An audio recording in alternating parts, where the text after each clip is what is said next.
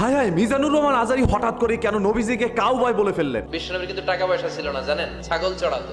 Cowboy cowboy. Mizanur Rahman Azhari হুজুরের মুখ থেকে এরকম একটি কথা শোনার পরে পুরো সোশ্যাল মিডিয়া কিন্তু ভাই তোলপাড় হয়ে রয়েছে। সবার মুখে একটি কথা, মিজানুর রহমান আজারী হুজুর আমাদের নবীকে কেন বলল কাউবয়? নবী কি আসলে গরু চড়াইতেন? নবী মাঝে মাঝে বকরি চড়াতেন এবং যার কারণে কিন্তু নবীজিকে কাউবয় বলে ফেলেছেন। ইংরেজি একটা ওয়ার্ড ভাই, কাউবয় মানে ওই যে যারা রাখাল ঠাকার আছে তাদেরকে বলা হয়। এখন নবীজিকে কেন রাখাল বলল আমাদের মিজানুর রহমান আজারী হুজুর? এটা নিয়ে ভাই সাধারণ জনগণ কোনো আপত্তি জানায় না। আপত্তি জানিয়েছে কিন্তু আলেম সমাজ, মানে আমাদের বাংলাদেশের যে সকল আলেমরা আছে না, তারা এই বিষয়টা নিয়ে অনেকটা আপত্তি জানিয়েছে এবং তারা এটা নিয়ে ভিডিও বানাচ্ছে যাতে করে মিজানুর রহমান আজারীর এই সোশ্যাল মিডিয়া থেকে অন্ততপক্ষে একটু হলো জনপ্রিয়তা কমে, কিছু সংখ্যক মানুষ তাকে যেন হেট করতে থাকে। দেখেন, আপনারা জানেন মিজানুর রহমান আজারী বাংলাদেশে আসার পরে 2টি ওয়াজ মাহফিলের আয়োজন করা হয়েছে এবং সেই 2টি ওয়াজ মাহফিল কিন্তু মোটামুটি একেবারেই ভাই জাঁকজমক ভাবে করা হয়েছে। মিজানুর রহমান আজারী যখন কক্সবাজারে তার প্রথম ওয়াজ মাহফিলটি করে বাংলাদেশে আসার পর, সেইখানে কিন্তু প্রায় 20 লক্ষের অধিক মানুষ হয়েছে বলে অনেকে মনে করছেন এবং যশোরের মধ্যে যে ওয়াজ মাহফিলটি করেছে এইখানেও কিন্তু প্রায় 20 লক্ষের মতো মানুষ হয়েছে। মানে তিনি যেখানেই যাচ্ছে সেখানেই লক্ষ লক্ষ মানুষের আয়োজন, আর যার কারণে অন্যান্য হুজুরদের কিন্তু অত একটা আমন্ত্রণ জানাচ্ছে না। এখন সবাই মিজানুর রহমান আজারী হুজুরকে চাচ্ছে, আর এই কারণেই কিন্তু কিছু সংখ্যক হুজুররা এখন তার বিপক্ষে লেগে পড়েছে, কারণ কারো কারো পেটের মধ্যে লাথি পড়ে গিয়েছে ভাই। এই জন্য সেই আদি আমলে মিজানুর রহমান আজারী কবে কি বলেছে সেই সকল টপিকগুলোকে এখন সামনে নিয়ে আসছে। আসলে দেখেন, একজন হুজুর যখন জনপ্রিয় হয়ে যায় তখন তার বিপক্ষে কিন্তু অসংখ্য মানুষ লেগে পড়ে ভাই। মানুষের চাইতে বেশি হচ্ছে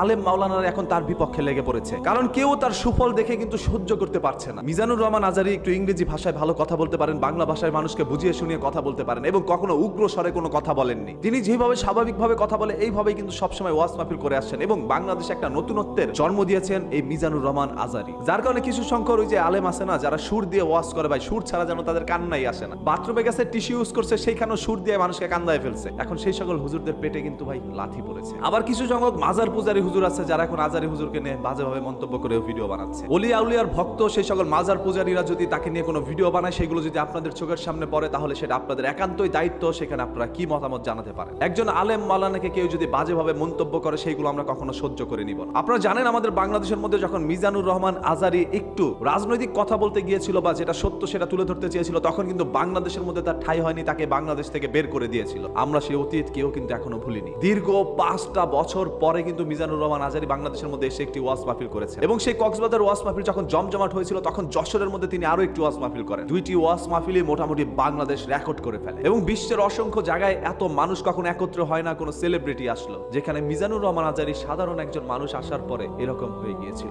আমি তাকে এই জন্যই সাধারণ মানুষ বললাম, কারণ তিনি কখনো নিজেকে অসাধারণ হিসাবে দাবি করে না। আসলে ভাই, আমরা সবসময় মিজানুর রহমান আজারী হুজুরের পক্ষে ছিলাম, এখনো আছি। তবে যেটা সত্য সেটা সবসময় বলে যাব। তিনি আমাদের নবী মোহাম্মদ সাল্লাল্লাহু আলাইহি ওয়াসাল্লামকে কিন্তু বলেছিলেন 6 প্যাক। এর মানে হচ্ছে